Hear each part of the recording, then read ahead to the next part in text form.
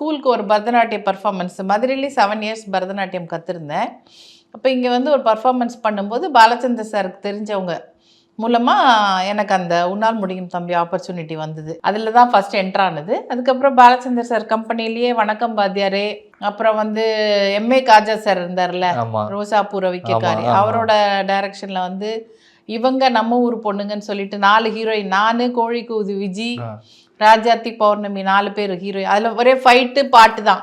நாங்கள் 4 பேர் தான் ஃபைட்டு, நாங்கள் 4 பேர் தான் சாங். அந்த மாதிரி ஒரு ஹீரோயின் ஓரியன்ட் சப்ஜெக்ட் அது பண்ணேன். அப்புறம் அப்படியே நிறைய ஏழை ஜாதி, விஜயகாந்த் சார் தங்கச்சியா, அப்புறம் நிறைய தங்கச்சின்னு வந்துட்டே இருந்தது. கிழக்கு வீதியில் செல்வா தங்கச்சி அப்படியே வந்துட்டே இருந்தது. அப்புறம் எங்கள் அம்மா ஒரு 94ல் நீ தங்கச்சியாக நடிச்சது போதும், உனக்கு நான் மாப்பிள்ளை பார்க்குறேன் அப்படின்னு சொல்லிட்டு இருந்தாங்க.